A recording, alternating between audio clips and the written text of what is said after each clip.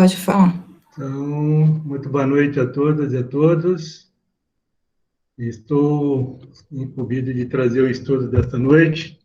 Meu nome é Otávio, não sou médico, sou psicólogo. E dando continuidade, então, no livro da doutora Marlene Nobre, né, Alma da Matéria, no primeiro capítulo, que fala do paradigma médico-espírita, ponto de interseção entre a medicina e o espiritismo, o item Constituição do Ser Humano. E aí, dando uma lida no livro, dando uma olhada, né, do começo até o fim do livro, para a gente entender essa questão, né, de como ela vai trazendo os assuntos,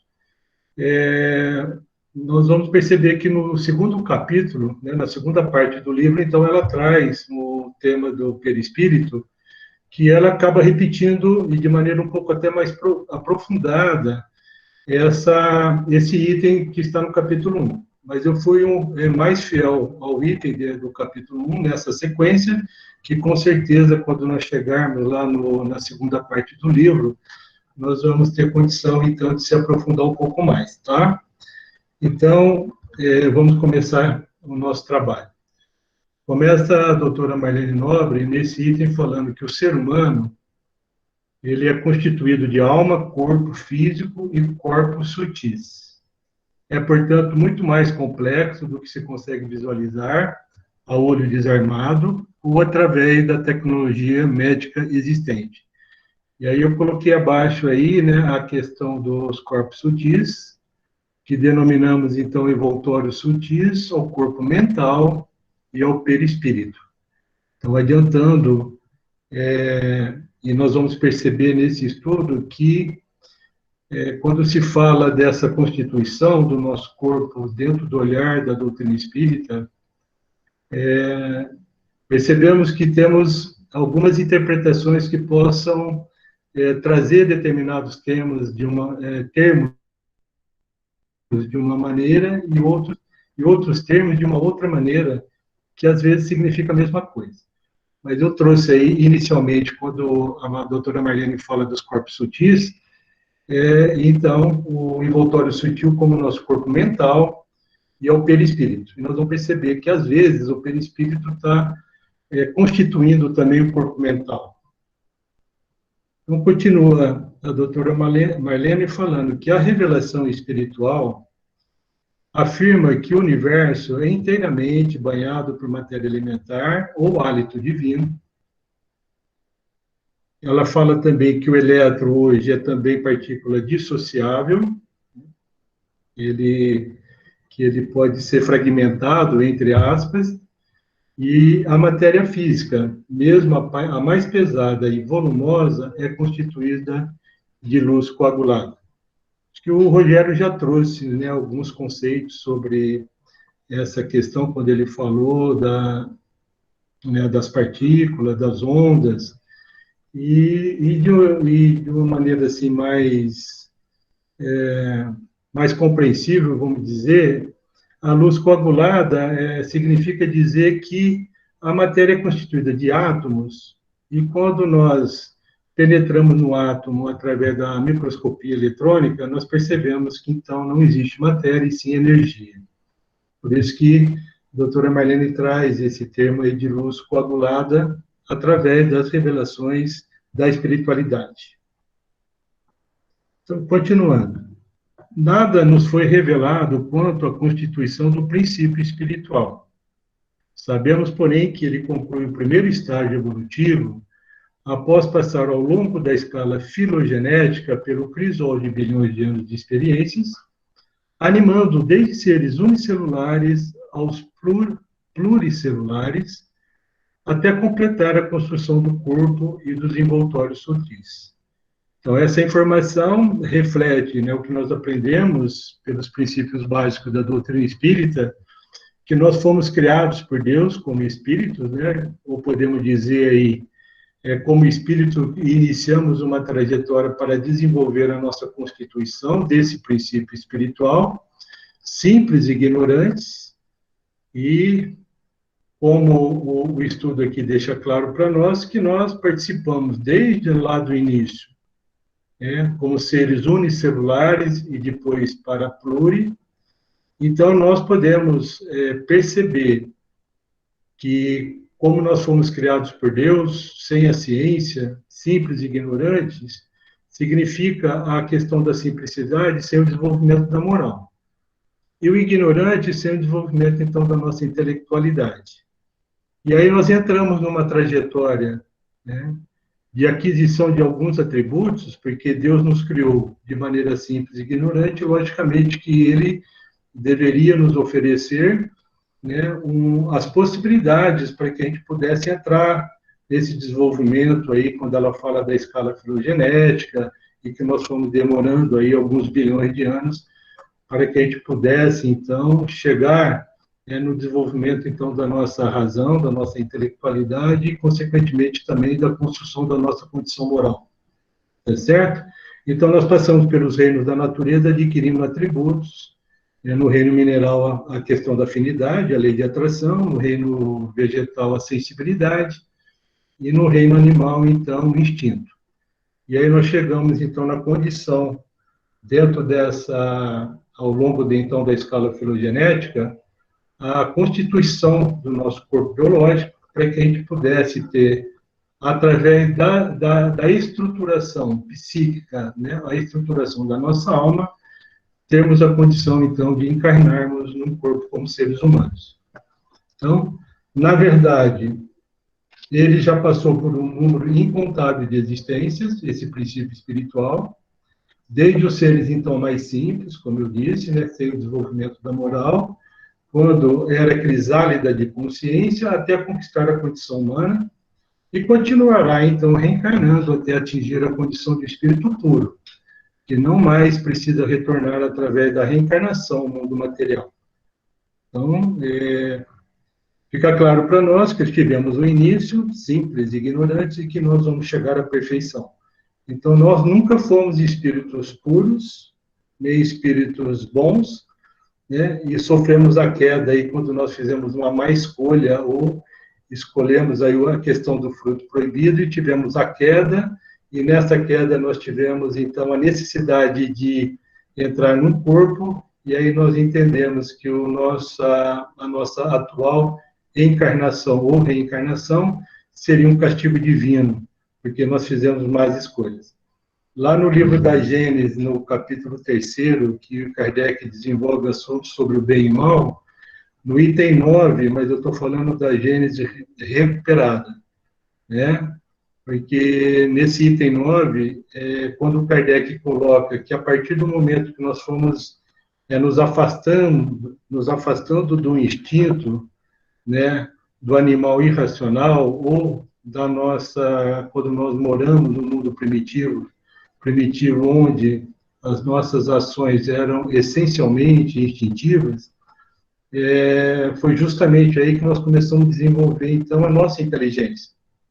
E aí nós vamos, então, desenvolvendo a nossa consciência, vamos nos afastando de maneira muito incipiente do nossos posicionamentos instintivos, e aí que nós, nesse processo da aquisição, então, da nossa consciência, que a gente passa a ter a liberdade de escolha e também a responsabilidade dessas escolhas. E aí entramos, então, aí na vida, né, do ser humano, e que hoje nós estamos aqui, né, vivenciando as nossas possibilidades de aprendizado sobre essas escolhas que nós começamos a fazer de maneira incipiente, mas hoje nós temos aí, então, a nossa condição intelectual e a nossa condição moral, que significa o progresso espiritual de cada um. E, de acordo com Emmanuel, quando nós olhamos para as nossas vontades, nós temos condições de perceber a qualidade do espírito que nós nos encontramos hoje. Então, essa parte introdutória, eu queria trazer essa contribuição de Allan Kardec, lá no livro da Gênesis, capítulo 3º, item 9. Continuando, então, o ser humano é constituído, além do corpo físico, do espírito e do elemento intermediário. Aqui, Paulo de Tarso, né? Paulo de Tarso, ele denominou de corpo espiritual, e Allan Kardec vem denominar de perispírito, tá certo?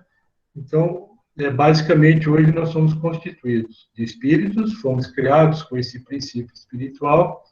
Ao longo da nossa trajetória evolutiva, através do desenvolvimento do nosso psiquismo, fomos desenvolvendo esse envoltório do espírito que nós chamamos de perispírito, até chegarmos na condição de termos a nossa forma, o nosso corpo biológico, que que reflete o atual momento que nós nos encontramos, vivendo então no mundo de provas e expiações, como espíritos imperfeitos, porque as nossas escolhas que nós fizemos não foram tão corretas ou tão adequadas para que a gente pudesse estar morando em mundos melhores, ou com o nosso desenvolvimento moral numa condição muito melhor.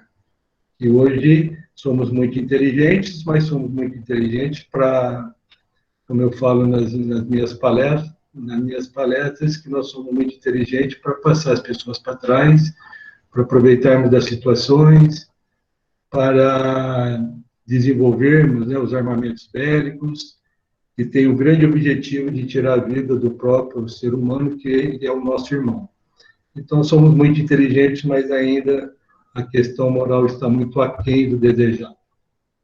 E aí eu trago, né, agregando ao nosso estudo, essa pergunta, a questão 93 do Livro dos Espíritos, quando Kardec pergunta a espiritualidade, o espírito propriamente dito, nenhuma cobertura tem, ou, como pretendem alguns, está sempre envolto numa substância qualquer.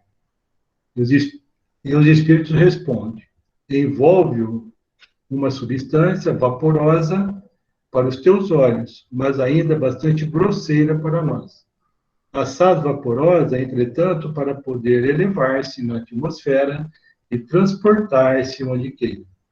Então, aqui podemos refletir aqui, né, pelos ensinamentos dos espíritos, que esse envoltório chamado de perispírito, ele ainda reflete de maneira muito grosseira na relação com o mundo espiritual. Mas esse perispírito, ele ainda possui uma densidade, né?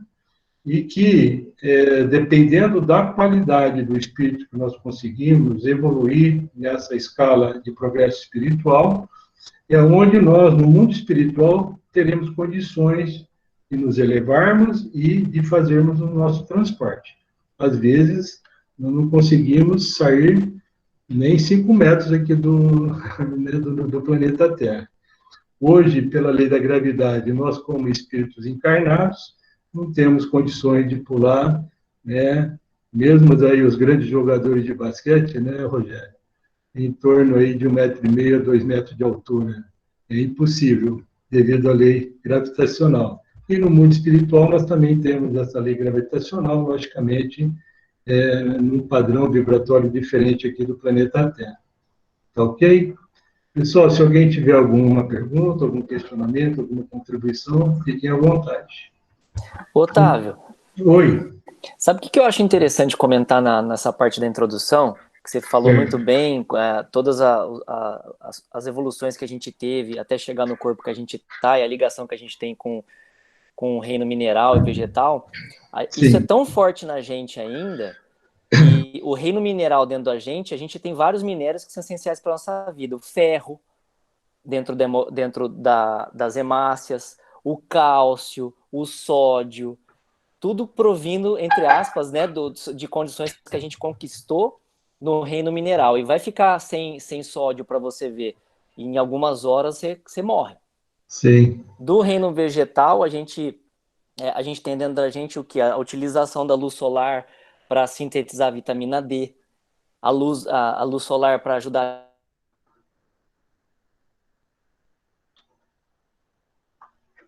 dos instintos. Então, fazer essa conexão dos reinos com o atual corpo material que a gente está vivendo, eu acho muito interessante também, e só observar. Sim. É muito legal a sua observação. Quando a gente pensa, eu não entrei muito em detalhe aí a questão, né, desse processo da evolução do nosso princípio espiritual, mas tudo, né, o início foi justamente o reino mineral. Quando nós olhamos o magma ou a lava, né, que sai dos vulcões, nós chamamos de lava vulcânica, Esse material incandescente de alta temperatura e alta pressão, dentro desse material nós temos todos os elementos né, que nós conhecemos e o que nós não conhecemos. E aí, então, um conjunto desses minerais, quando eles se agregam pela lei de atração, que é a lei de afinidade, que depende de uma temperatura e de uma pressão, eles vão formando, né, vários minerais vão se agregando e vão formando vários tipos de rocha. E com o passar do tempo geológico, que são bilhões de anos, nós temos o quê? Nós temos a transformação dessas rochas que vão dar origem ao quê? Ao solo. E aí nós temos, então, o reino vegetal, né? Olha como tudo está ligado. E o reino vegetal se alimenta, né, da umidade do ar, da umidade do solo, onde você tem esses elementos químicos em outras condições. E aí nós nos alimentamos dos vegetais, nos alimentamos dos animais, que está tudo constituído dentro de uma rede, né? Então é interessante esse processo de a gente hoje, o nosso corpo, ele também é constituído dos elementos químicos que surgiram no início da formação do nosso planeta. Muito legal. Eu só não identifiquei quem fez a observação, o nome, por favor. Ah, o Thiago Bassi, Otávio. Ah, o Thiago. Obrigado, viu, Thiago? Muito bom. Então, gente, comentando a resposta, né, o Kardec, a resposta que nós vimos anteriormente, o Kardec ele queria a palavra perispírito, do grego per, em torno, e do latim espíritus, alma e espírito, para designar esse envoltório do espírito, por comparação com o perisperma, que envolve o germe do fruto. Tem a figurinha aí mostrando para vocês, a figurinha clássica que a gente vê aí na rede. E aí, a doutora Marlene vem falar para nós que uma leitura atenta da obra kardecista traz à luz o fato de que o perispírito é ele próprio formado de várias camadas, como, aliás, também assinala o espírito André Luiz. Pessoal, neste momento aí no livro, eu estava pesquisando, né, o número que ela coloca lá para referência, né, bibliográfica, e eu fui procurar lá na referência e, na verdade, vem falar desse item 257 do Livro dos Espíritos, que é um ensaio teórico da sensação nos espíritos que o Kardec faz. Interessante, e aí né, esse material não está, né, no estudo da doutora Marlene aí no livro, mas achei interessante trazer essas informações falando do perispírito. Então, está lá esse item 257, tá? Ensaio teórico da sensação nos espíritos. E o Kardec fala que o perispírito é um laço que a matéria do corpo prende o espírito, que o tira do meio ambiente e do fluido universal. A gente sempre conversa, quando nós conversamos, né, sobre esses ensinamentos que o Espiritismo nos traz, que nós estamos presos, né? É como se a nossa encarnação aqui no planeta Terra fosse uma prisão. A gente já ouviu falar isso várias vezes, em palestras, inclusive. Tá certo? Então, a hora que o Kardec fala, o perispírito é o laço que a matéria do corpo prende. A palavra prende aí me chamou a atenção. Prende o espírito, que o tira do meio ambiente e do fluido universal. Participa ao mesmo tempo da eletricidade, do fluido magnético e até certo ponto da matéria inerte. Poder-se-ia dizer que é a quinta essência da matéria, né? A questão da matéria mais sutil. Então, aqui me fez refletir o seguinte: em cima dessas camadas que nós vamos observar aí na obra de Kardec, né? E que vem falar da questão do perispírito, que eu coloquei essa figurinha aí, que tem o espírito, o corpo mental, o corpo espiritual, o duplo etérico e o corpo físico, e nós percebemos nessa figura aí que é chamado, então, de perispírito, o corpo mental, o espiritual e o duplo etérico. E a gente sabe que o duplo etérico é aquele corpo, né, nós vamos estudar um pouco mais em detalhe para frente, mas ele é formado através do quê? Do funcionamento, né, do metabolismo do nosso corpo, de uma maneira mais simples que eu estou falando, né? Eu não sou médico. Mas, através do funcionamento celular, pela entrada e saída das substâncias, dos elementos químicos que estão, né, constituídos no nosso corpo, esse entra e sai dessa substância, desses elementos químicos que tem uma valência, é gerado o quê? Um corpo elétrico. Na hora que ele fala e participa ao mesmo tempo da eletricidade, é porque o funcionamento celular é gerado um corpo não, é gerado um campo elétrico, e quando você gera um campo elétrico perpendicular a essa onda elétrica, você tem a formação, então, do campo magnético. Então, aí me chamou a atenção essa colocação do Kardec. Então, participa ao mesmo tempo da eletricidade, do fluido magnético e até certo ponto da matéria inerte, que é, né, a nossa materialidade. Poderia dizer, então, que a quinta essência da matéria, a questão do perispírito. Continuando, né, nessa colocação do item 257, então Kardec fala que é o princípio da vida orgânica, né, o perispírito, porém não da vida intelectual, que reside no espírito. E, além disso, o agente das sensações exteriores. Podemos, então, considerar aqui que ele é o princípio da vida orgânica, né, da questão da materialidade, porém não da vida intelectual. Então, nós podemos concluir que o perispírito ele não tem a intelectualidade. A intelectualidade é um atributo da nossa alma, tá certo? Então, o perispírito como princípio da vida orgânica, mas não da vida intelectual, que reside no espírito. E, além disso, o agente das sensações exteriores. Então, no corpo, os órgãos, servindo-lhe de condutos, localizam essas sensações. Então, aí também, né, uma informação interessante, que é no nosso corpo, nos nossos órgãos, que nós temos aí a conexão, falando aí de condutos, né, que estão localizadas as nossas sensações. Aí o sistema nervoso, ok? Acredito que é isso. Então, destruído o corpo, elas se tornam gerais.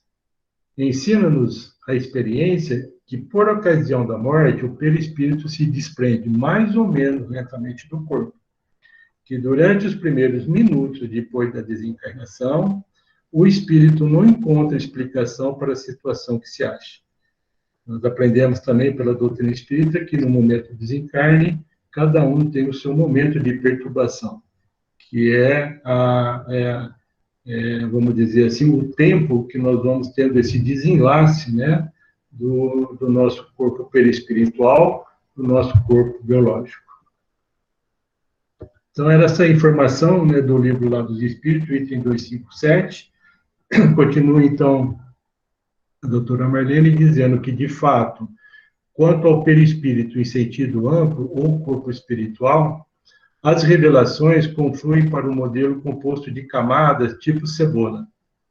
Nesse seu modelo de cebola, ele engloba vários corpos, como o vital, ou duplo etérico, o astral, o mental e o causal. Eu coloquei uma figurinha aí, nessa figurinha não tem o causal, mas mostrando aí, né, gente, aqui no centro o corpo físico, né, o plano físico, o plano astral, que seria o corpo astral, depois o plano mental, onde nós teríamos o corpo mental.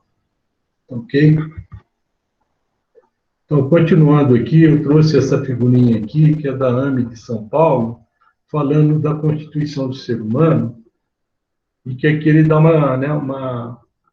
uma eternizada, vamos dizer assim, né, dessa relação que nós estamos falando, né, do espírito, dos envoltórios sutis. Aí nós temos o nosso corpo mental, que seria a fonte dos pensamentos, lembrando aí que a fonte dos pensamentos, os padrões dos pensamentos estão relacionados com, né, o padrão do nosso espírito, logicamente, que reflete esse caminhar ao longo da nossa trajetória espiritual. Aí a questão do perispírito coloca, então, o corpo vital, o corpo causal, o corpo astral, e aí o corpo físico. Então, vem agora falar sobre o corpo causal, que integra o perispírito. Então, o corpo causal, ele integra o perispírito. Ele é constituído da roupa imunda, tecida por nossas próprias mãos nas experiências anteriores. Quer dizer, nele estão registrados todos os nossos pensamentos e ações de vidas passadas. Então, pessoal, É, gente, é 18h45. A gente pode ir até as 19h15, é isso, Vânia? Sim, é isso mesmo. Tá bom, então vamos lá. Então, pessoal, é interessante a colocação aqui, né, essa questão da roupa imunda, quer dizer, mostrando que ao longo da nossa trajetória não fizemos boas escolhas, que reflete, então, a questão do espírito imperfeito que nós somos. Isso está lá no nosso lar, capítulo 12. Na Evolução em Dois Mundos, também de André Luiz, no capítulo 2, ele vem trazer que o corpo mental, né, é conceituado como envoltório sutil da mente. Voltando aqui, pessoal, no corpo causal, então, é aquele corpo onde nós temos registrado as nossas escolhas e o que nós fizemos com as nossas escolhas. Estão registrados também os padrões dos nossos desejos, né, dos nossos pensamentos, sentimentos, as nossas imaginações, os nossos sonhos, tudo que nós vivenciamos, né, de alguma maneira. Então, as referências feitas a esse corpo mental ainda são poucas, mas os orientadores espirituais entreabrem um campo muito grande ao recomendarem que se considere válidos estudos já realizados por outras escolas espiritualistas a respeito dele. E nós sabemos, né, que as filosofias, principalmente orientais, trazem esse estudo de longa data. Então, continuando aqui agora, só do corpo mental, agora então, o corpo astral, ele é constituído de uma estrutura eletromagnética, formada de elétrons e fótons iguais aos que integram o corpo físico, porém em outras características vibratórias. Está lá no Missionário da Luz, capítulo 9, sobre o corpo astral. Ainda sobre ele, resumimos as informações de Emmanuel, o espírito guia de Chico Xavier, que consta do livro Roteiro, que é mais uma referência que a doutora Marlene traz nesse assunto. E fala o seguinte: primeira informação, né? Então, o corpo astral é ainda um corpo organizado, molde fundamental da existência para o homem.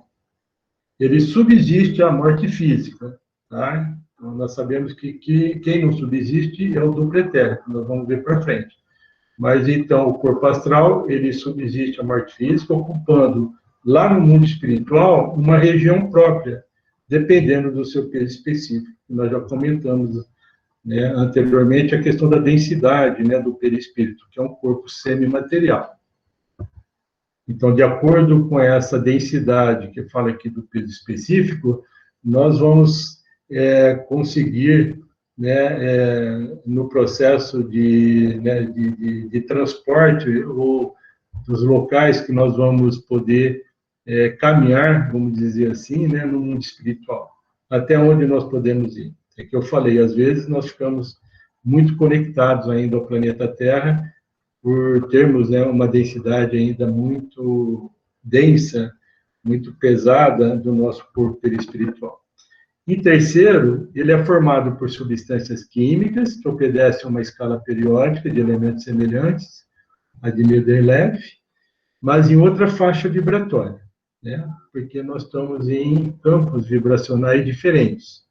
Modifica-se sob o comando do pensamento, então aí a maneira, né, de você ter a comunicação aí com esse corpo astral já é através do pensamento, e ele encontra-se, então, submetido às leis da gravidade no plano em que está, devido aí à densidade do perispírito, porque o corpo astral também faz parte do perispírito, está integrado no perispírito. Então, o corpo vital, né, o duplo etérico, ele é o mais grosseiro de todos e tende a desaparecer com a morte física. Se a energia vital não há como explicar a complexidade, sem a energia vital, desculpe, não há como explicar a complexidade da célula viva, né?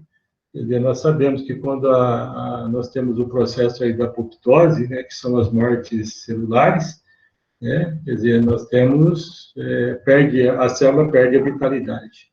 E a vitalidade ela é dada justamente por esse campo eletromagnético, né, que é constituído através né, da vida celular, né?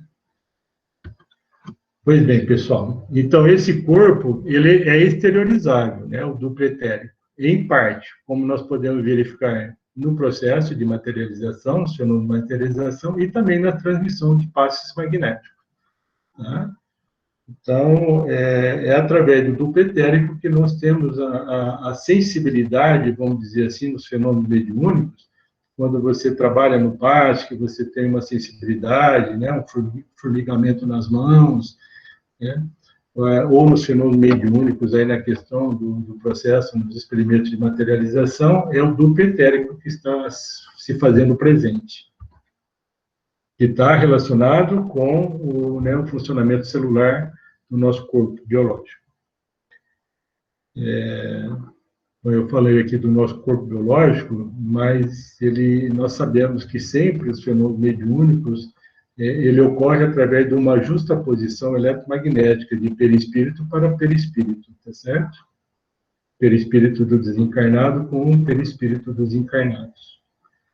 Então, ele também é formado por emanações neuropsíquicas, que pertencem ao campo fisiológico, e que, por isso mesmo, ele não consegue maior afastamento da organização terrestre, destinando-se à desintegração, tanto quanto ocorre o instrumento carnal por ocasião da morte renovadora. Então, ele não tem um poder, né, de transporte, vamos dizer assim, esse duplo etérico. Nos domínios da mediunidade, capítulo 11.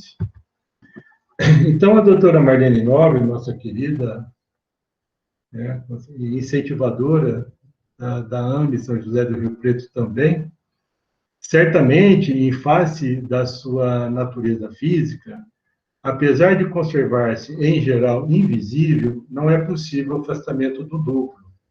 Além de uma distância, olha aí a informação que ela traz, de 10 metros, sem que isto venha determinar a morte do sensitivo. Eu não sei se foi alguma palestra, onde foi que eu vi, que nós temos, né, nessa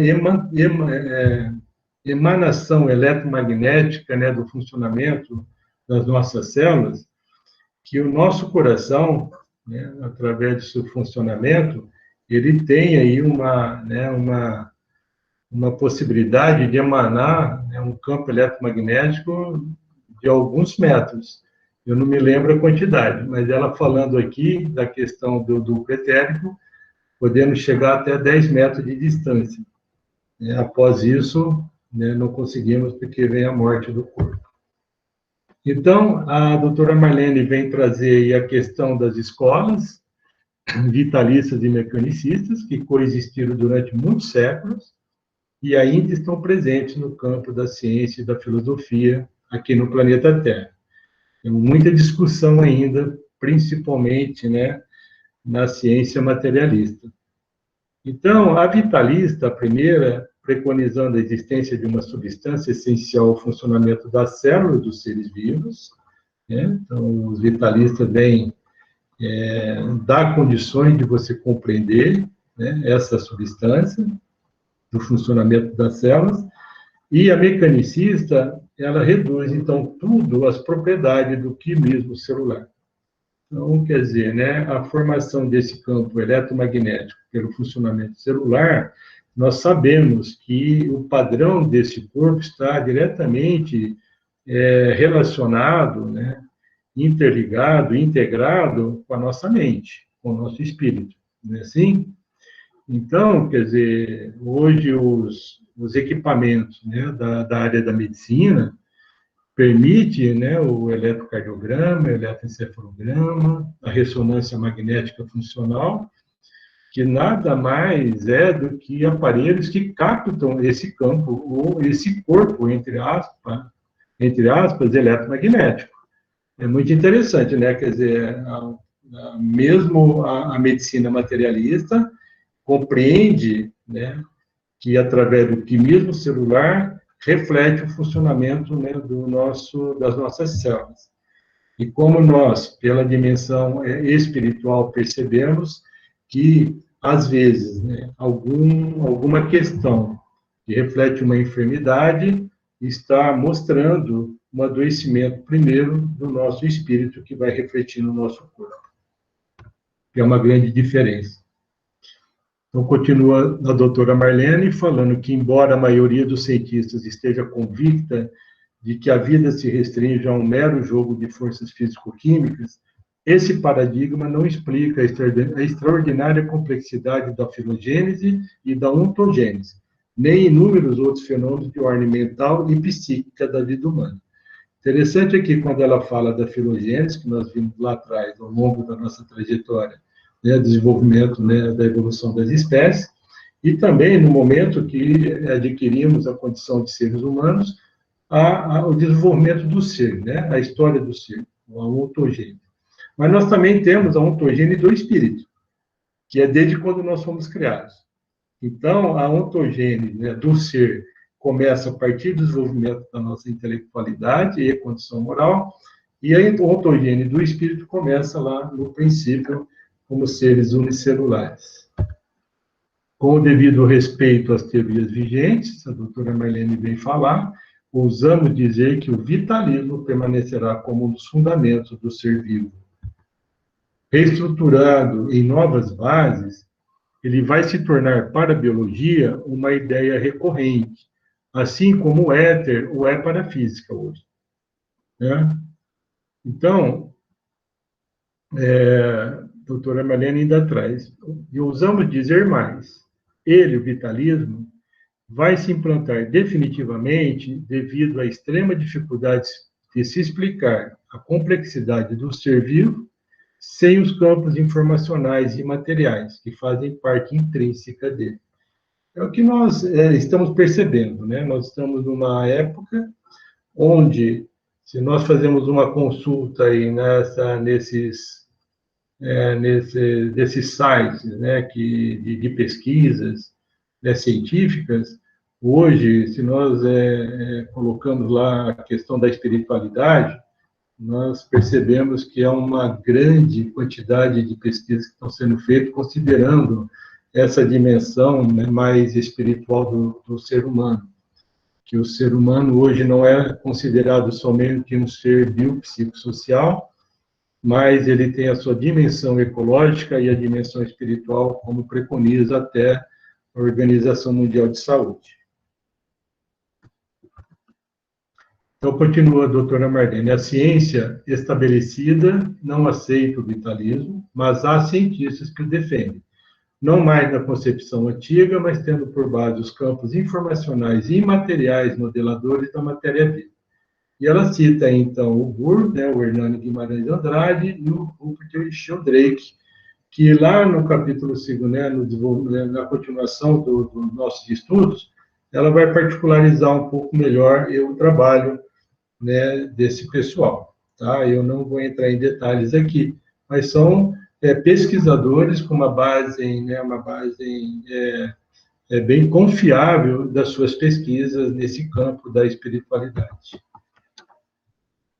Então, continua a doutora Marlene falando que todos esses corpos espirituais possuem numerosos centros de força ou chakras, do quais destacamos o coronário, cerebral, laríngeo, cardíaco, esplênico, gástrico e genético, todos eles com funções específicas dentro da economia orgânica. Né? Sabemos que todos esses corpos espirituais, esse centro de forças que é chamado por André Luiz, que Kardec acho que não fala em chakras, né? E o André Luiz vem falar em centro de força, e está cada corpo desse está ligado a um plexo, né? Que é o envolvimento aí do sistema nervoso, e que está conectado também com o nosso corpo perispiritual. Então, chamamos atenção para o fato de que, na enumeração dos 7 centros maiores, tem alguns autores que diferenciam, né, o básico ou fundamental do genético, omitindo o esplênico, e até reunirem também, lá no centro cerebral, o coronário em um só. Isso não significa que eles existam ou deixem de existir, à vontade dos autores ou das escolas espiritualistas, mas sim que se inclinam a enumerar aqueles que mais importam para o desenvolvimento espiritual que descrevem, ou a reunirem em seus estudos centros psíquicos vizinhos e que se influenciam diretamente. Aí a gente percebe que vai do interesse, né, de quem está fazendo algum tipo de estudo nessa área, ok? E lógico que quando nós vamos estudar esse detalhe desses corpos sutis, a gente percebe que tem alguns outros nomes, outras denominações, né, que algumas filosofias trazem de maneira um pouco diferente. Continua a doutora Marlene: à medida que cresce espiritualmente, o espírito depura a sua veste nupcial, né, a sua túnica de apresentação, representada por seus vários envoltórios, adequado ao plano em que está agindo. Aqui eu faço aqui um adendo, né, olhando aqui pelo olhar da psicologia, quando ela fala que nós crescemos espiritualmente, nós vamos depurando a nossa veste nupcial, significa a penetrarmos na nossa estrutura psíquica. Lembra que lá no começo, né, nós vamos desenvolvendo a nossa forma, juntamente com o desenvolvimento da nossa forma, vamos desenvolvendo a estrutura do psiquismo, consequentemente também do corpo perispiritual. Tá? Então, a maneira, a partir do momento que nós vamos evoluindo espiritualmente, nós vamos tendo a percepção do real significado, do que significa viver, do que significa vivenciar as nossas relações, e aí nós vamos tendo esse olhar um pouquinho para dentro de nós no processo do autoconhecimento. E é justamente aí que nós vamos tendo coragem de perceber as nossas qualidades, as nossas virtudes, mas também as nossas não virtudes. E é dessa maneira, então, que nós vamos, né, penetrando nas nossas personas, nas nossas máscaras, e vamos indo de encontro, né, às nossas sombras. É o processo aí que o Carl Gustav Jung traz como individuação, que está totalmente integrado, né, com a questão do progresso espiritual. Então, pessoal, aí nós chegamos no final do estudo. Então, nós temos um tempinho aí, e eu queria... Aí, legal, temos mais 13 minutos. E aí eu queria ver a participação de vocês, se vocês entenderam o que eu falei, se não entenderam quase nada do que eu falei. Tá muito bom, muito bem explicado. E aí eu trago uma curiosidade aí. Alguém quer falar alguma coisa? Rogério, Gabriela, o Tiago, tudo bem? Tudo bem, Otávio. Muito bom, viu? Muito bacana mesmo essa revisão sobre esse tema, né? Que se confunde às vezes assim. Você trouxe de uma forma muito clara, ficou muito bacana. A Priscila falou joia, tá joia. Ô, Priscila, obrigado, Priscila. Então, vocês ficaram curiosos? Eu trago essa perguntinha aqui, ó. Lembra lá atrás, quando nós falamos da estratificação da cebola, das camadas da cebola, nós falamos desse corpo causal que a doutora Marlene trouxe ali, né, que os nossos pensamentos e ações de vidas passadas, que seria aquele pano imundo, né, que faz parte das nossas escolhas, né, do que nós fomos escolhendo e que nós temos dificuldade de sentirmos responsáveis por essas escolhas. E isso é o que nos faz perceber da nossa condição, principalmente moral. A espiritualidade deixa claro que a maior dificuldade de progredirmos espiritualmente e o maior vício que nós temos como seres encarnados é justamente o egoísmo e o orgulho, né, que são consideradas as duas grandes chagas aí do nosso processo de transformação moral. Então, eu faço essa pergunta: como podemos compreender o processo de registro no perispírito, falando aí do corpo causal, dos nossos pensamentos e ações de vidas passadas? Que a gente sabe, né, como espíritas, que tudo que nós caminhamos aí ao longo dessa trajetória toda está registrado no nosso corpo perispiritual.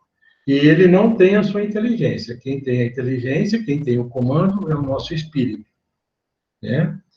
Então, alguém quer fazer alguma consideração? Não sei se eu estou me fazendo entender nessa pergunta. Qual que é a minha curiosidade? Como que se dá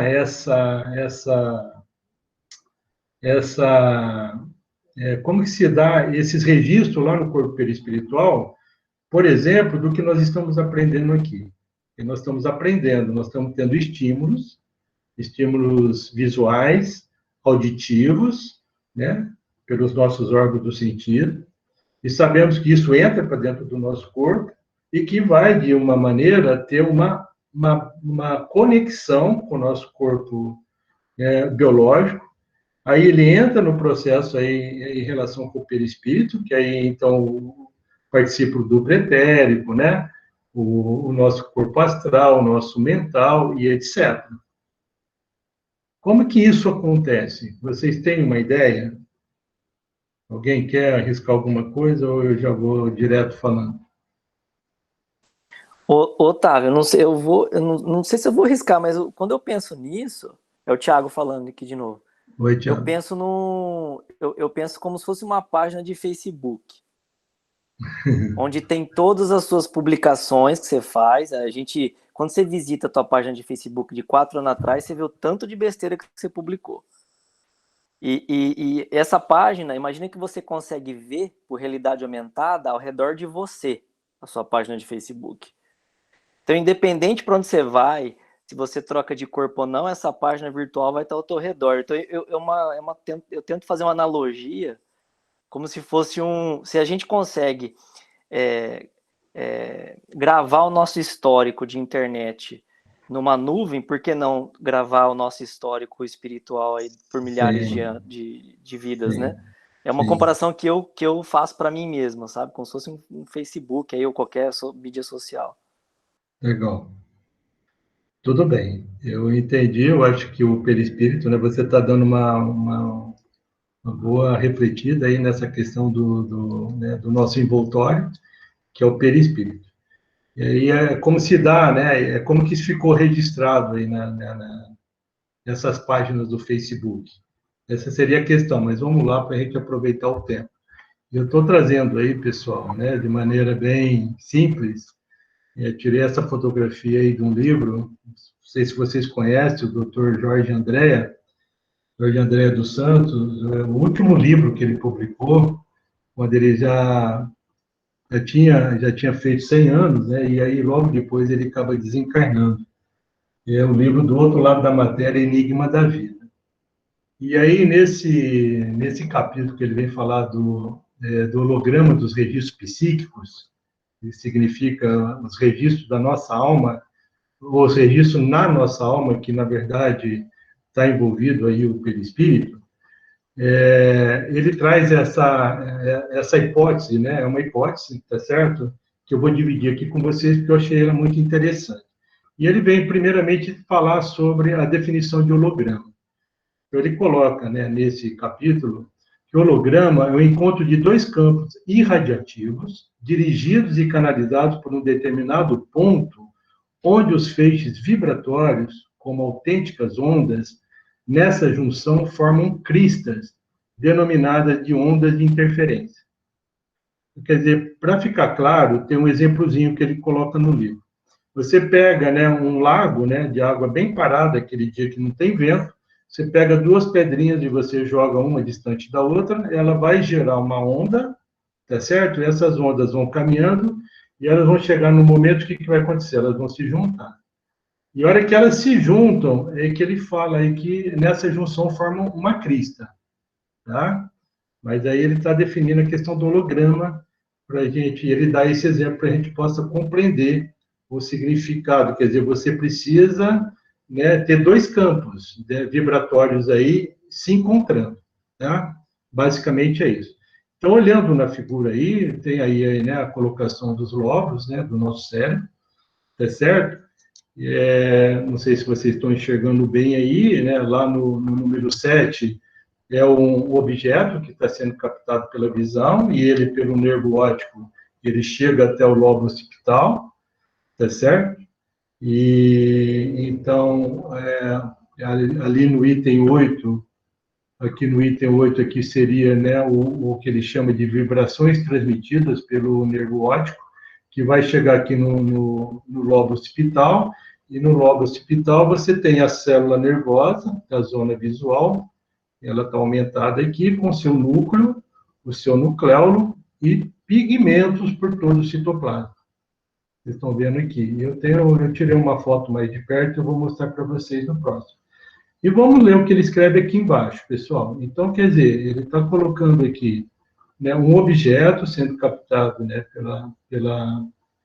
pela visão, tá? Aí você tem o caminho aqui pelo nervo óptico, né, assim, que ele chama de vibrações, que nós poderíamos dizer que é um dos campos irradiativos, falando do holograma, e que aqui no lobo occipital você tem, então, a participação dessa célula nervosa na zona visual. E que ele coloca aqui, né, que nesse encontro, né, aqui no lobo occipital, nessa região, vai acontecer alguma coisa, e nós vamos ter uma projeção da imagem projetada no campo perispiritual. Então, como que ele fala? As vibrações do objeto, as vibrações desse objeto, gravam-se nos pigmentos da célula nervosa, nesses pigmentos aqui da célula nervosa, com esboço de imagem. O envolvimento perispiritual, porque nós temos dentro de nós o quê? O espírito, o perispírito e o corpo. Tá? E temos todas as fatias aí da questão tanto do perispírito, como aí a questão do duplo etérico. Então, o envolvimento perispiritual, ele também cria ondas de interferência, projetando a imagem virtual em seu próprio campo dimensional, propiciando a percepção, sensação, e aí que ele fala que é holograma, né? Quando ele fala aqui, né, das ondas de interferência, são essas cristas aqui entre dois, né, o encontro entre dois campos irradiativos. Para a gente reforçar isso, o Dr. Jorge traz, então, o André Luiz, no livro Evolução em Dois Mundos, que é de 1958, que ele fala que o neurônio, né, é toda uma usina microscópica, constituindo-se de corpo celular com prolongamentos, né, que são os axônios, apresentando o núcleo, escácia cromatina, e o nucleolo. Acha-se o núcleo cercado de protoplasma, em que há mitocôndrias, neurofibrilas, aparelho de Golgi, melanina abundante e um pigmento ocre, o que o André Luiz vem falar, do pigmento ocre, estreitamente relacionado com o corpo espiritual. Estreitamente relacionado com o corpo espiritual, de função muito importante na vida do pensamento. Continua, então. Aí eu tirei uma imagem mais perto aí da célula, né? Aí do campo visual, da área visual, que dá para vocês perceberem melhor esses pigmentos aqui, ok? Continua André Luiz. O pigmento ocre, que a ciência humana observa sem maiores definições, é conhecido no mundo espiritual como fator de fixação, como que a encerrar a mente em si mesma, quando se distancia do movimento renovador em que a vida se exprime e avança, adentrando-se ou refazendo-se ele nos círculos humanos, conforme a atitude mental do espírito na cota de tempo em que se lhe perdura a existência carnal. Tá? Então, quer dizer que, quando ele fala, né, é conhecido no mundo espiritual como fator de fixação, e como a encerrar a mente em si mesma. E aí, quando se distancia do movimento renovador, quer dizer, quando você está numa encarnação, você está tendo essa relação, né, do corpo perispiritual com o seu corpo biológico, conforme a vida que você está levando, a atitude mental do espírito, etc. Dr. Jorge André, então, vem fazer as seguintes considerações em cima dessa colocação de André Luiz. As condições das imagens captadas pela retina, então ele está falando aí, tá certo, agora, dessa figura aqui. As condições das imagens captadas pela retina alcançariam os centros visuais da massa cerebral, através das chamadas vias ópticas, que é essa trajetória aqui.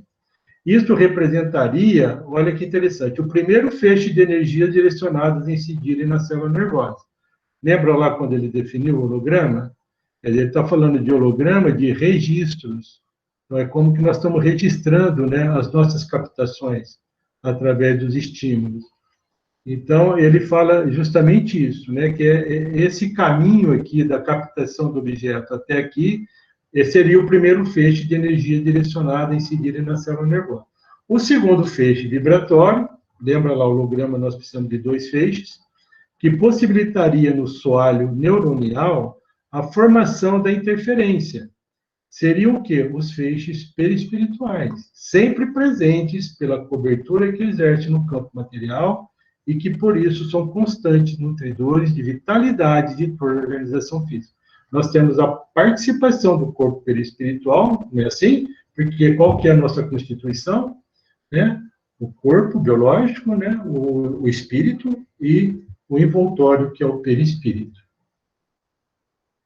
Dr. João de André, então, vem falar. Desse modo, a conjuntura das energias perispirituais atuantes no mundo físico criaram o segundo grupo de ondas que, em seu encontro com as primeiras vindas pelas vias ópticas, propiciaram, então, as cristas ou as ondas de interferência, resultando numa imagem que, por ser virtual, projetar-se-ia na dimensão perispiritual, o campo em que nossa sensibilidade perceptiva toma origem. E aqui, então, né, aqui nesse cone aqui, onde nós temos a projeção da árvorezinha que estava lá na percepção, né, nós temos, então, a imagem projetada no campo perispiritual. Pessoal, é dessa maneira, então, que dá para a gente perceber como que nós fazemos os registros na nossa vida, de uma maneira geral, nas nossas relações. E aí nós podemos entrar, né, em coisas que sabemos que pela estrutura psicológica nossa, nós não nos conhecemos totalmente, porque nós temos uma longa trajetória, nós temos o nosso self, o nosso eu profundo, o nosso eu divino, e que nós não temos acesso ainda porque somos espíritos imperfeitos. Então, eu peguei esse exemplo do Dr. Jorge Andréa para tirar um pouquinho dessa ânsia, dessa vontade de querer entender como isso acontece, como que é registrado no nosso corpo perispiritual, tudo que nós estamos vivendo e vivenciando. Era Nossa, isso que eu queria colocar. Otávio, rapaz, foi muito interessante esse exemplo que você deu do Dr. Andréa, porque no nosso livro, quem está usando o livro PDF, na página 18, uma referência ao mecanismo da mediunidade, o André Luiz fala que o pensamento, ele nasce das profundezas da reflexão dental. Isso ficou na minha cabeça, eu estava lendo isso, e ficou na minha cabeça, falei, o que ele quis dizer com reflexão dental? E dental é um sinônimo para crista.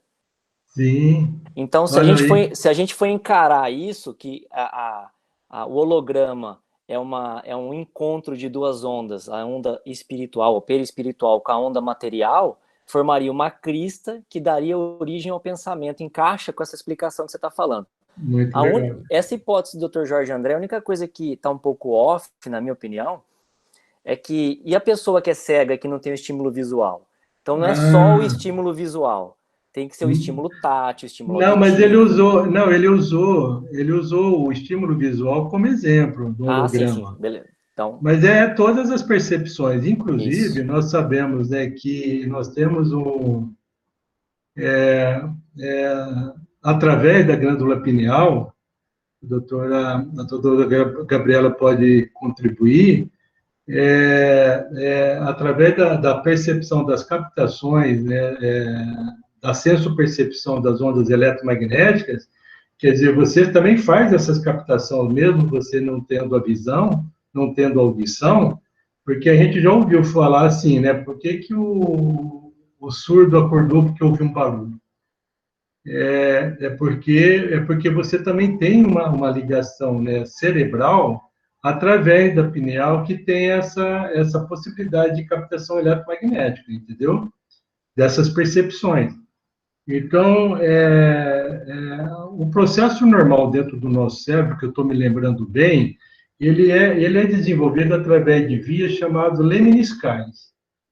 E você tem umas outras vias que são chamadas extras lemniscais, que explica, ou que pode, como hipótese, explicar essa questão, por que o surdo ouviu um barulho, por que o cego enxergou determinada coisa, entendeu? Ele tá vendo pelo seu campo espiritual, e não pelo biológico. Então, você também pode ter essa relação, me veio isso na mente. Pela pele toda, né? Toda a pele ele é sensitivo de pegar a informação e mandar para o corpo perispiritual. Toda a pele. Vânia, é muito legal você falar isso da pele, e obrigado, viu, Otávio? Porque a pele, na embriologia nossa, ela é uma derivada de mesma origem do sistema nervoso. Teve um trabalho publicado em 2019 agora, de um neurocirurgião, ele demonstrou que pessoas que são paraplégicas, que têm lesão completa da medula, se você estimular com estímulo cutâneo nos membros inferiores, ele segue uma via dérmica que estimula o sistema nervoso e a pessoa voltou a andar. Isso é um estudo que é uma via alternativa da medula espinhal que está começando a ser estudada, e eu achei muito interessante, que eu sei que não tem nada a ver com o espiritismo agora, mas que conectou com o que a Vânia falou, e que está engatinhando a gente a começar a estudar isso e entender isso daí na parte de reabilitação neuromotora. O André Luiz fala isso na mediunidade, né? Que a primeira sensação que a gente tem é em toda a pele, né? Da presença de um espírito perto da gente, né? Então, é a ligação que ele faz. Então, em todos os lugares da pele, para depois chegar efetivamente no contato do médium mesmo, né? De efetivar a mediunidade, né? Mas o início é pela pele. É a mesma sensação. Com relação a essa questão da conexão do perispírito com o corpo, nós vamos ter mais à frente aí no nosso livro, quem tiver com o livro físico aí, na página 29, são os 3 cérebros. E aí a gente vai ter oportunidade de estudar melhor essa interface, essa conexão entre perispírito e, logicamente, o espírito com o corpo. Eu só queria falar para vocês, pessoal, que eu vou mandar depois no grupinho para vocês darem uma lida. Essas teorias que a gente ouviu o Otávio falar tão bem hoje, e que nos convence, né, de corpo mental, de corpo astral, de duplo etéreo, nada disso tem na obra de Allan Kardec. Allan Kardec não fala nada sobre isso, né? E, lógico, que espíritos que nem André Luiz, psicografia do Chico Xavier, a gente tem que levar em consideração. Mas acho que vale a pena a gente dar uma revisada nisso. Porque o próprio corpo vital, né, que seria o duplo etéreo, ele é bem estudado na obra de Kardec, na forma de fluido vital, e depois na Gênese, que ele define melhor como princípio vital. E a gente sabe que esse princípio vital é o princípio da vida. Ele não está presente só nos seres humanos, nem nos animais. Está presente também nos vegetais, né, que traz a vida. E esse princípio vital, ele não poderia ser uma coisa nossa, do nosso plano aqui. Porque a gente conseguiria mensurar isso, né? Se ele fosse tipo uma luz, um som, alguma coisa, esse princípio vital ele seria captado pela nossa ciência. Mas ele não é, né? Então ele tem que ter esse princípio dessa matéria etérea que a gente está falando, né? Quando ele fala aqui de doutrina vitalista, é exatamente isso. A medicina, ela não reconhece, ou a ciência, ela não reconhece esse princípio vital. E ela acredita que funções das células fazem com que exista vida. Só que um fato que a gente nota na ciência é que o homem nunca conseguiu criar vida do nada. A gente sabe que as células são formadas lá de estruturas, de átomos, as conexões que se fazem, carbono, hidrogênio, oxigênio, mas nunca o homem conseguiu criar uma única célula viva do nada. O homem é capaz de pegar uma célula viva e transformar, e produzir tecidos, e produzir a ovelha Dolly, mas ele teve que pegar alguma coisa viva, alguma coisa que tem um princípio vital para conseguir transformar em vida, né? Então, essa parte aqui da doutrina da escola vitalista é interessante porque a medicina ou a ciência, ela não mostrou que não exista o princípio vital, em momento algum. Pelo contrário, ela não conseguiu fazer a vida. Então, por mais que ainda seja mecanicista a nossa ciência, ela não conseguiu mostrar como que funciona isso. Então, isso daqui eu vou depois mandar para vocês uma matéria também daquele Alexandre Fonseca, falando um pouquinho sobre essa questão dos corpos, né? Por exemplo, a questão dos chakras. A gente sabe que essa teoria oriental é uma teoria muito legal. Obviamente, não existe uma comprovação científica disso, porque nunca acharam onde que está esse chakra, né? A ciência não achou, mas a gente sabe que funciona, né? Aonde que estaria esse chakra? Esse chakra é o perispírito? Esse chakra é uma parte do perispírito? Será que o perispírito tem essas camadas de cebola? Será que... Não dá para a gente dizer, nem por Allan Kardec e nem pela nossa ciência atual.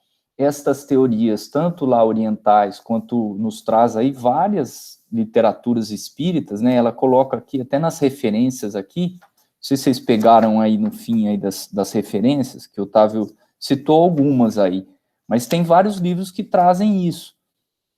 Inclusive esse livro, que é o livro do perispírito, que ele traz também um estudo grande, o Hernani Guimarães.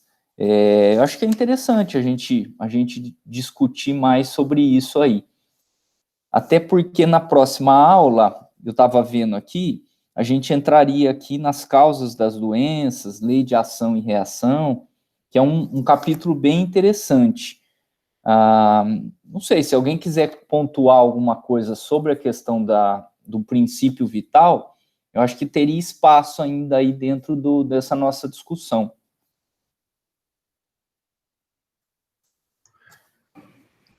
Rogério, você estava falando dessa questão aí do princípio vital, que no começo do estudo, a doutora Marlene coloca que, né, o perispírito ele é surgido, né, ele surge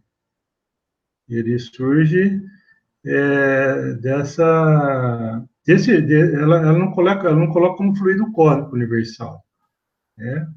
Mas ela dá a entender que é o fluido cósmico universal, tá certo?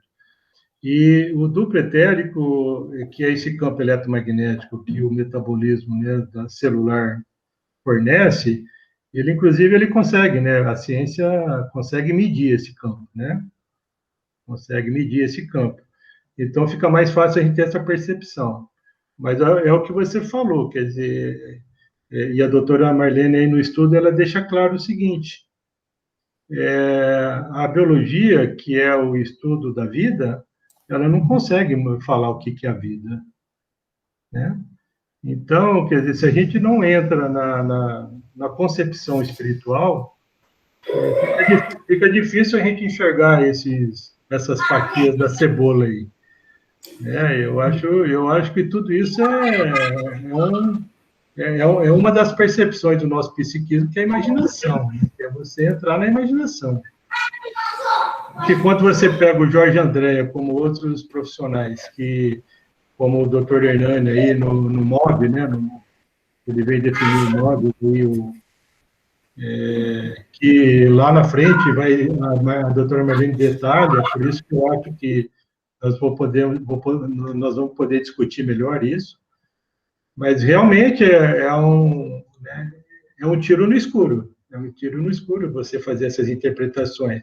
Até a gente falar que nós fomos seres unicelulares, e hoje nós estamos aqui num corpo de 75 trilhões de células, e cada célula dessa nossa vai ser um espírito do padrão que nós somos, e vai ser um dia um espírito do padrão de Jesus. Você fala isso para algumas pessoas, acho que você está louco, né? Mas é isso que a doutrina espírita nos favorece. Eu acho que é legal esse espaço justamente para a gente aprofundar esses estudos, né? E bem legal o que o Otávio trouxe do André Luiz, porque são muitas informações que eu acredito que nós vamos ainda chegar em consonância, né? A ciência e essas informações que o André Luiz traz, como ele trouxe diversas informações sobre a glândula pineal que hoje a gente sabe que são verdade. E sobre essa questão do fluido cósmico universal, eu acho que seria interessante permanecer, antes de mudar o tema, e dar um panorama também sobre essa questão do vitalismo, para a gente entender mesmo, assim, o porquê que, assim, o que é o vitalismo, né? Quais são as linhas do vitalismo, e contrapor com o mecanicismo, para a gente entender da onde que vem o raciocínio da medicina hegemônica que a gente está, né? E onde que entraria esse fluido cósmico universal trazido pelo Kardec dentro do vitalismo, né? Porque o vitalismo, ele é uma linha filosófica, né, que independe do Kardec. Então, como que a gente colocaria mesmo, né, os ensinamentos que o Kardec trouxe dentro de qual linha do vitalismo? Eu acho que seria interessante a gente dar uma aprofundada nesse tema, que só tem para contribuir, assim, para a nossa compreensão, né, de que, assim, do que existe, né, e não falar, assim, às vezes, superficialmente sobre isso como uma verdade, porque na verdade não existe a verdade absoluta ainda, né? Nós estamos no caminho dos estudos, né?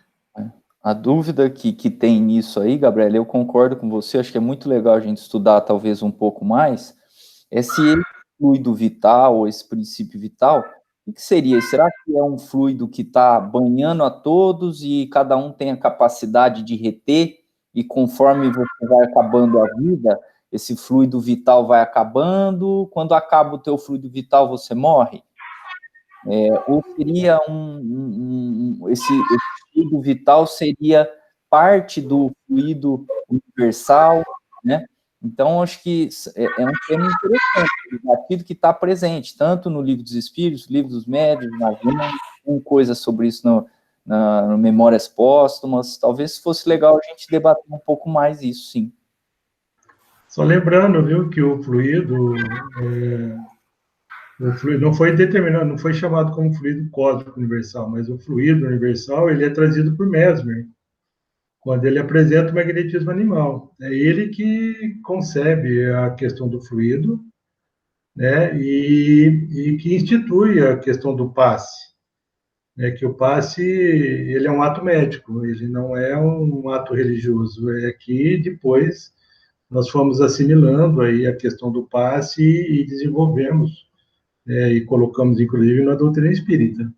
Mas o passe é um ato médico. Acho que seria interessante também a gente, dentro dessa linha né, de estudos, que eu falei que lá no segundo capítulo, na segunda parte do livro, ela vem falar novamente sobre esse assunto de maneira um pouco mais aprofundada.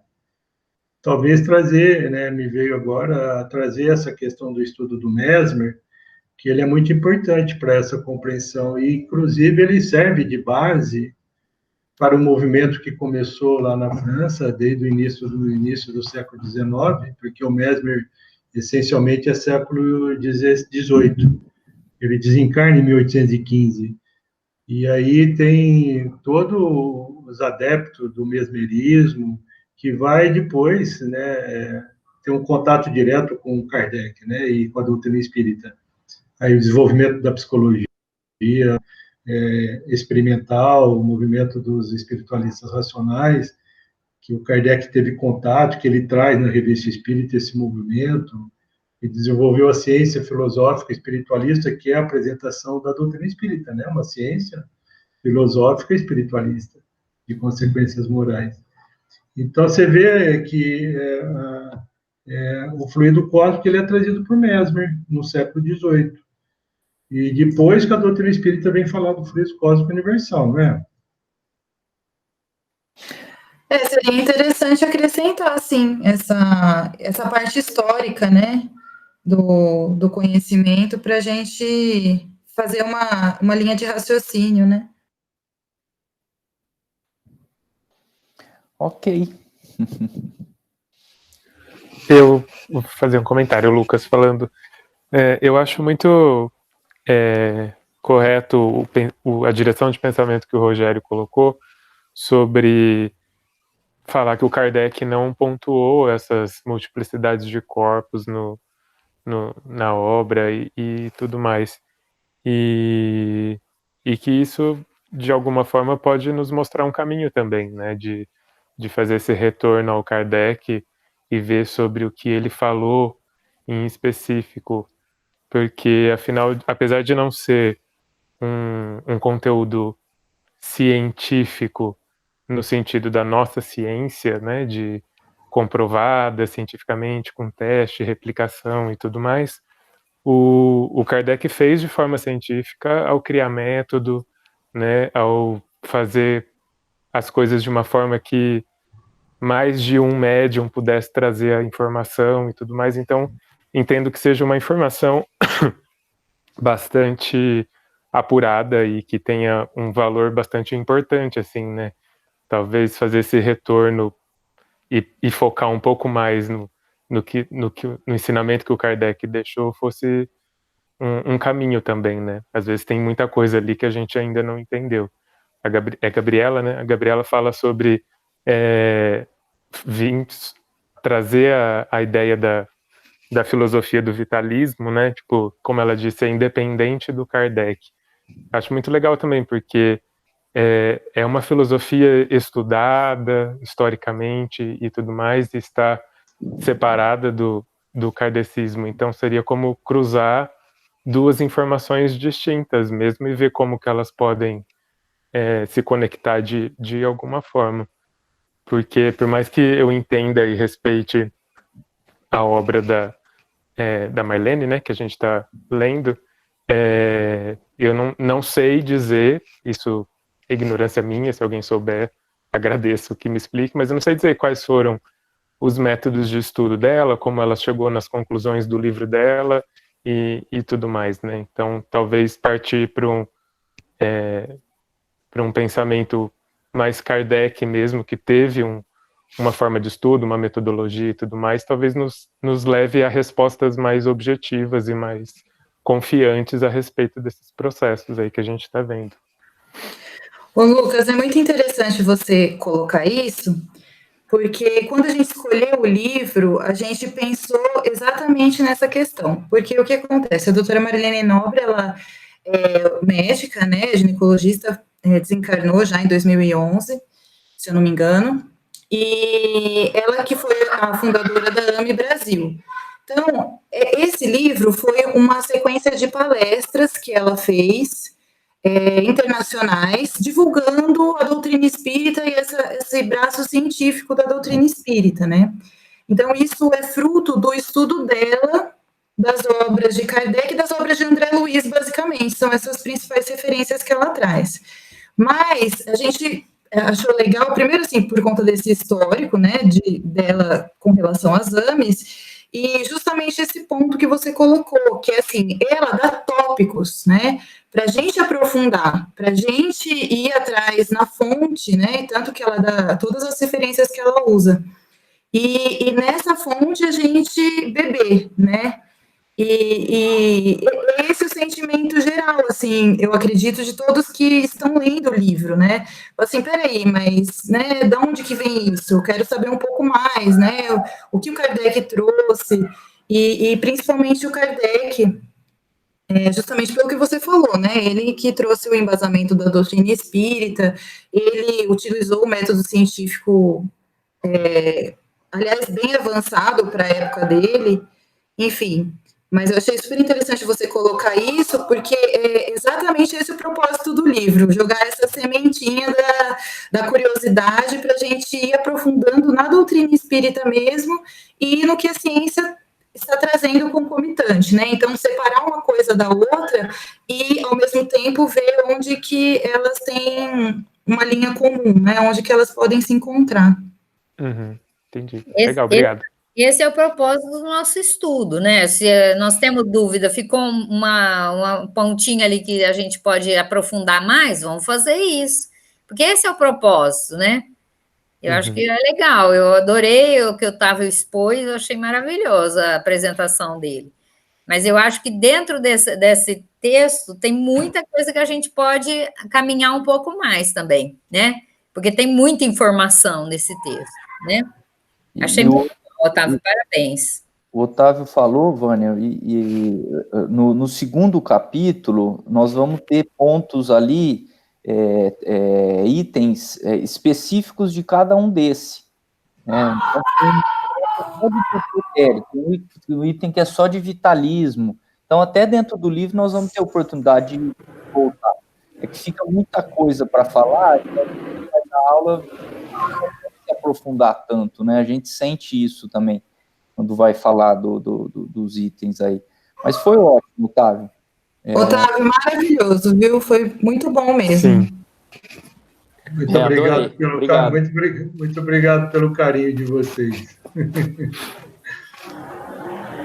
Vamos junto. Vamos aprender cada vez mais. Muito obrigado. Otávio, você faz a prece, então, para a gente encerrar? Faço.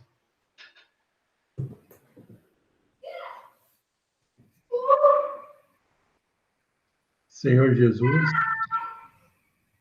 queremos lhe agradecer, mestre, pela oportunidade dos estudos, estarmos reunidos em seu nome, a espiritualidade amiga vinculadas a este nosso propósito de desenvolvermos o aprendizado para a nossa prática, nas nossas relações,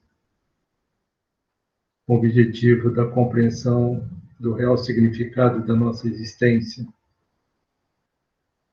Que a sua luz, mestre, continue nos envolvendo, que possamos nos alimentar dos seus exemplos, das suas atitudes,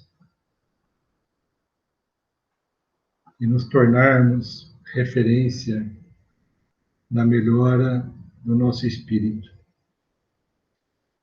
Agradecemos, Senhor, por tudo que tem nos oferecido. Que a misericórdia do Pai nos envolva e que possamos, com o Espírito, e trabalharmos em nós o carinho e o amor em todas as oportunidades em nossos relacionamentos. Gratidão pelo momento e permaneça conosco, Senhor, hoje e sempre. Que assim seja. Que assim seja. Boa noite, pessoal. Boa noite. Boa noite. Tchau, tchau. Boa noite, gente. Fiquem bem.